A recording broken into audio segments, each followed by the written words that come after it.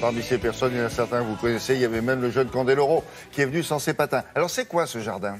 C'est un jardin fruitier à la Quenexie, c'est près de Metz. C'est l'un Ça des s'appelle la Quenexie. La Quenexie. Oui. C'est l'un des plus grands jardins fruitiers en France. Près de 700 pommiers, une centaine de variétés de poires, des fruitiers, des petits fruits, etc. C'est un lieu extraordinaire, mais pas que. Il n'y a pas que des fruitiers. Il y a 14 jardins.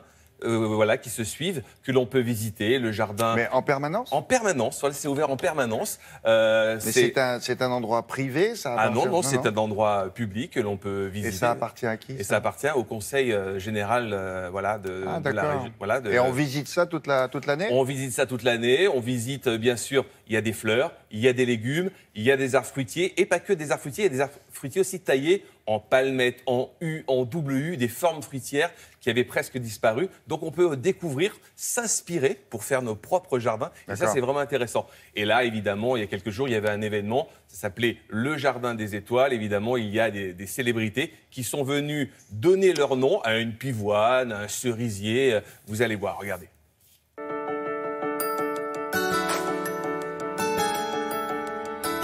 La création de ce jardin est très ancienne puisqu'elle date de 1904, mais le département a souhaité donner en fait un nouvel élan et puis tout simplement de montrer qu'on pouvait avoir une très grande diversité en matière d'arbres fruitiers et puis aussi d'éduquer en fait les visiteurs au mieux manger et peut-être de montrer que les salades ça ne pousse pas dans un sachet ou que les radis ce ne sont pas uniquement des bottes, mais que là on pouvait découvrir en fait tous ces légumes, tous ces fruits dans le jardin.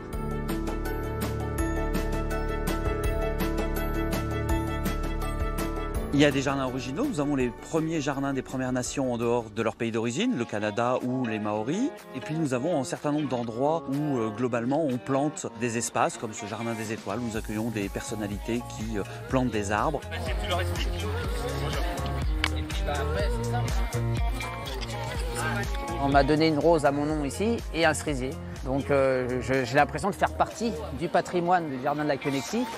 Et puis même si j'ai pas la main verte, je trouve que quand on vient ici, qu'on est parisien et qu'on entend des klaxons toute la journée, j'ai l'impression de me ressourcer ici.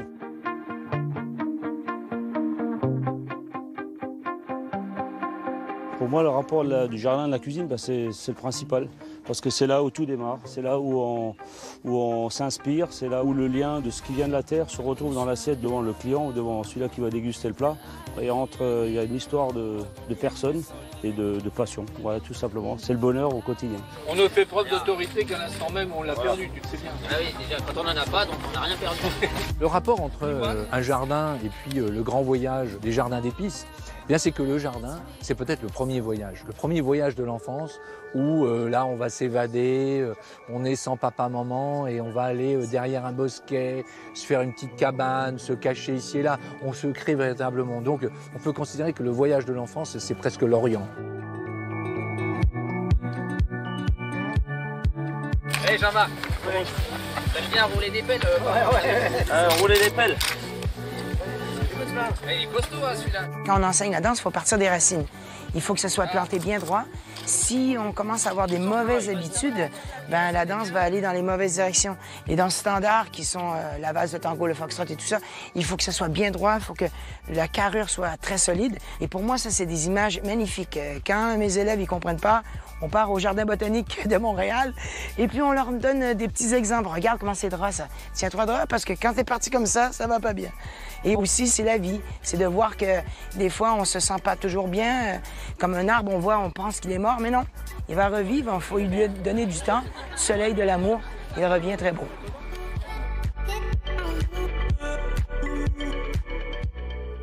Il y a des œuvres d'art. Il y a des œuvres d'art et effectivement, il y a aussi une grande prairie fleurie qui n'était pas encore fleurie à cette époque-là. Elle va fleurir à partir du mois de juillet. Mais il y a vraiment, on passe une journée extraordinaire. Des plantes aquatiques aussi? Il y a des plantes aquatiques. Il y a 14 jardins. Donc il y a à peu près... Là, on en voit par exemple 1, 2, 3, 4. Voilà, 4. Il y en a... 1, 2, 3, 4, 5 même. Voilà, 5. Et il y en a d'autres de l'autre côté. Il y a même un jardin des plantes toxiques pour éviter justement de s'intoxiquer avec les plantes de nos jardins ou de nos campagnes. Il y a vraiment, c'est vraiment très didactique. Beaucoup de scolaires viennent le visiter. Et puis, voilà, c'est un jardin qui est à découvrir toute l'année.